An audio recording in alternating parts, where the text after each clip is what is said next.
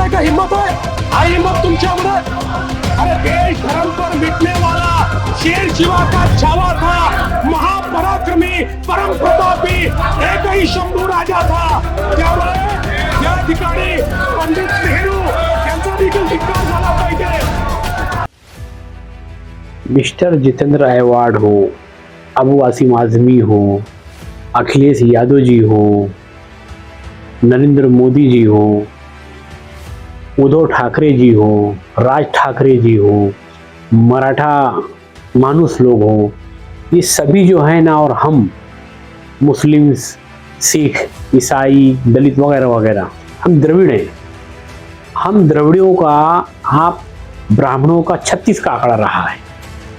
आप मक्कारी कर रहे हैं।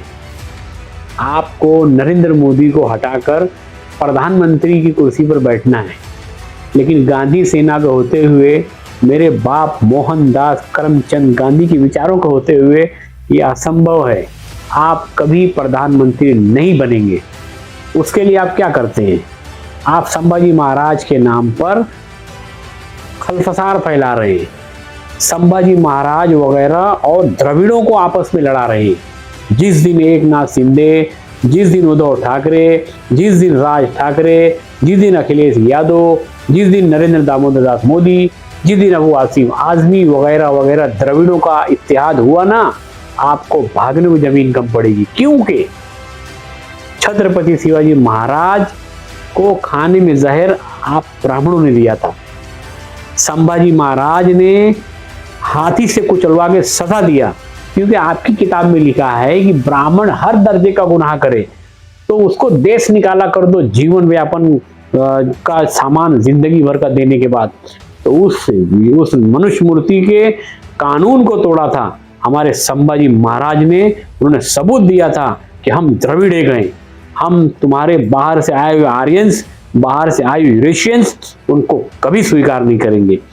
और संभाजी महाराज राजे साहब की टिप किसने दी थी? औरंगजेब के दरबार में टिप किसने दिया था? आप ही लोगों ने तो दिया था।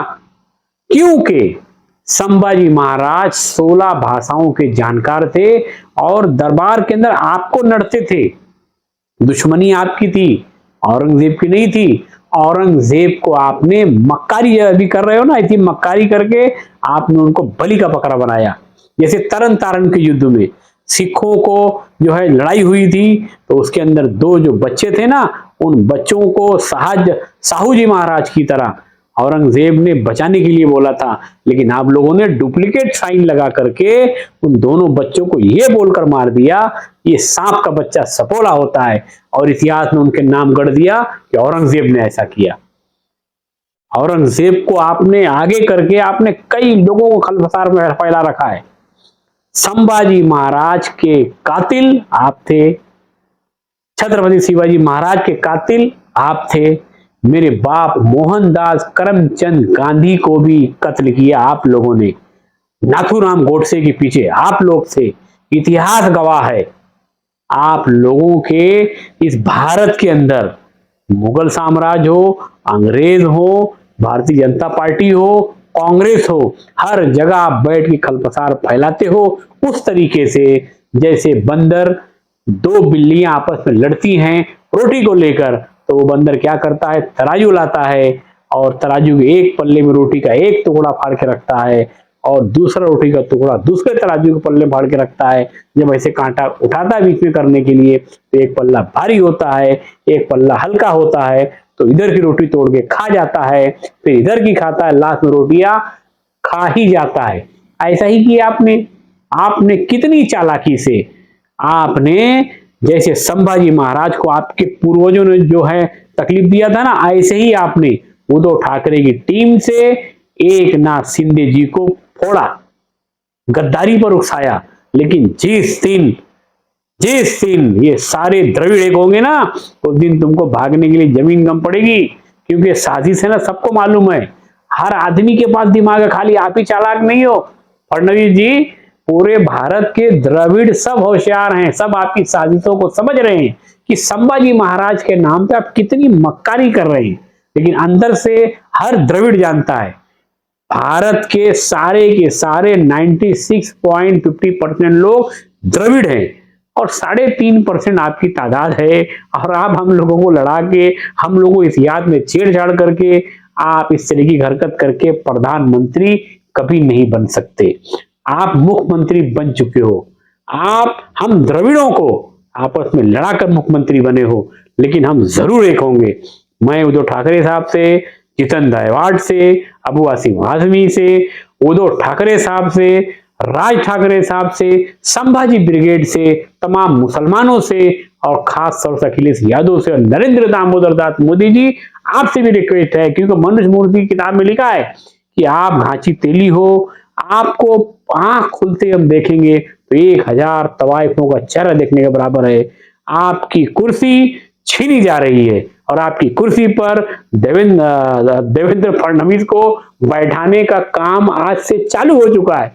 इसलिए मोदी जी से मेरी रिक्वेस्ट है कि आप जो हाईलाइट रहिए, आपके पीछे से जमीन खींची जा रही है, उसी तरीके से जिस तरीके से अटल बिहारी वाजपेयी साहब को धीरे धीरे मनाली के बाद से गायब कर दिया।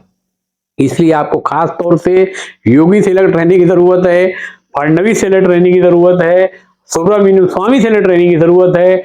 बीजेपी के अंदर आपके बहुत ज्यादा दुश्मन हो चुके हैं, इसलिए आपको भी अपनी कुर्सी अगर बचानी है, हम द्रविड़ों को एक साथ रहना है, तो इन 3.5% ब्राह्मणों को, ये विदेशी हैं, ये बाहर से आए हैं, इनको विदेश में रहने देना है, लेकिन जितनी इनकी तादाद है उतनी इनको हिस्सेदारी रखनी है, उतना ही इनको मान सम्मान देना है। हम 96% द्रविड़ों के ऊपर ये कैसे राज कर सकते हैं?